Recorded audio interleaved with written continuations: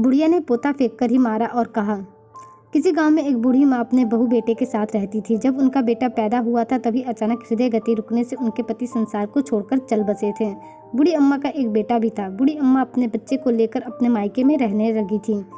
किसी तरह गोबर के कंडे थाप कर उन्हें बेचकर अपनी गुजर बसर करने लगी और किसी तरह जैसे तैसे एक छोटा सा कमरा बनाकर रहने लगी। बेटा बड़ा हुआ तो वह भी थोड़ा कमाने लगा। बुढ़ापे का सहारा किशन ही था। कुछ समय बाद बेटे की शादी हो गई। घर में अब बहू भी आ गई, लेकिन शादी के 6-7 साल बीत गए पर बहू अब तक माँ नहीं बन सकी थी।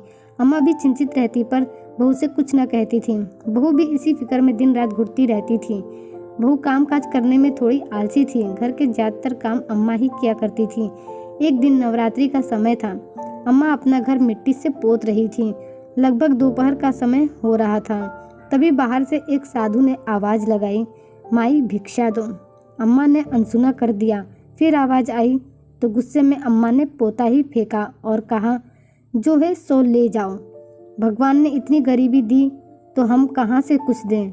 साधु ने कुछ नहीं कहा और चुपचाप रुई का पोता अपनी झोली में रख लिया और चले गए। अम्मा को बाद में इस बात का बहुत दुख हुआ और भगवान से क्षमा मांगने लगी। अम्मा को इस बात का एहसास हो गया था कि उसने साधु के साथ गलत व्यवहार किया है। वह मन ही मन में सोचने लगी कि हमारे भाग्य में जो लिखा था वही मिला। इसमें साधु महाराज जी की क्या गलती थी। मैंने बेवजह ही अपना सारा गुस्सा उन पर निकाल दिया। आज मैंने जीवन में पहली बार ऐसा अपराध किया कि किसी भिक्षुक को अपमानित किया है। हे भगवान, ये क्या हो गया मेरे हाथों से। कहते हैं ना, अगर कोई अपराध का पछतावा हो जाए तो उसका दोष स्वतः ही कम हो जाता है। साधु बाबा एक नदी के किनारे कुटिया बनाकर रहते थे। जब भी भोजन का सामान समाप्त हो जाता तो मांगने निकल जाते थे और फिर अपनी कुटिया में आकर भगवान के भजन में लग जाते थे। साधु बाबा ने बुढ़िया के दिए हुए पोते को फेंका नहीं, बल्कि नदी में अच्छी तरह से साफ करके सुखा लिया और पोता एक रुई का गोला बन गया। बाबा जी ने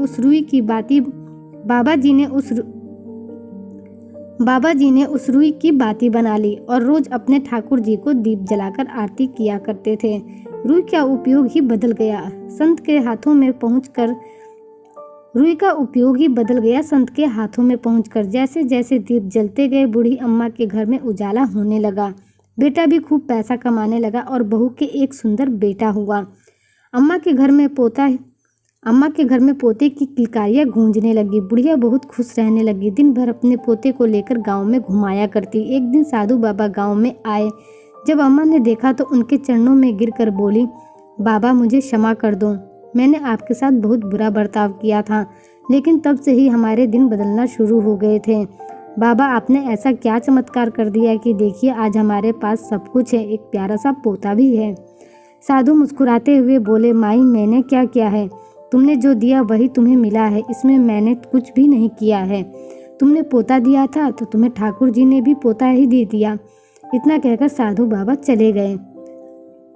दोस्तों, हमें इस कहानी से यह संदेश मिलता है कि किसी भी वस्तु का उपयोग जरूरतमंद के हाथों में जाकर उपयोगी हो जाता है।